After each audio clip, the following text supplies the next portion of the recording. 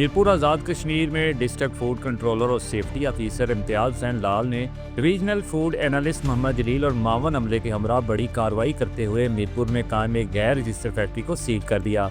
ये फैक्ट्री स्पारी और छालियाँ तैयार कर रही थी जो कि फूड एक्ट की खिलाफ वर्जी और हिफ्ज़ान सेहत के असूलों के बरखिलाफ सरगर्म थी।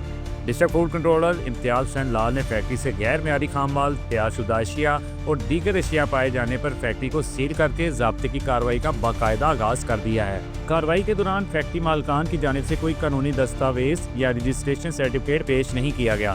महकमा फूड के मुताबिक फैक्ट्री का कोई नाम या शनाख्ती अलामत भी मौजूद न थी जो इसे बेनामी करार देती है। डिस्ट्रिक्ट फूड ऑफिसर इम्तियाज़ हुसैन लाल का कहना था कि हम शहरियों को मेयारी और महफूज खुराक की फराहमी के लिए पुरअज़्म है। फूड एक्ट की खिलाफ वर्जी बर्दाश्त नहीं की जाएगी। बेनामी और गैर रजिस्टर्ड फूड यूनिट्स के खिलाफ सख्त एक्शन जारी रहेगा। हमारी टीम बाकायदगी से छापे मारकर कार्रवाई जारी रखेगी। आवाम से अपील है कि मशकूक फूड यूनिट्स की फौरी इत्तला महकमा फूड को दें।